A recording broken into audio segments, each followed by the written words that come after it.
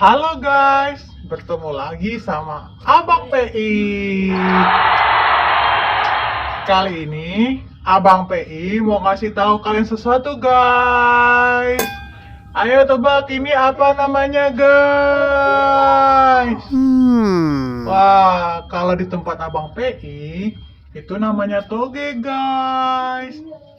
Abang PI suka makan toge. Toge itu kan sayuran yang bernutrisi. Nah, kalian suka makan sayur nggak guys?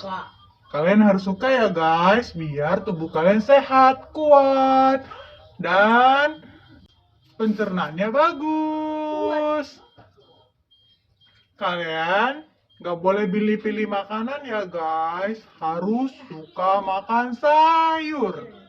Biar jadi anak yang pinter, disayang sama mamanya. Oke guys. Dan juga jangan lupa makan buah ya guys. Habis makan, sikat gigi. Oke guys. Oke? Oke.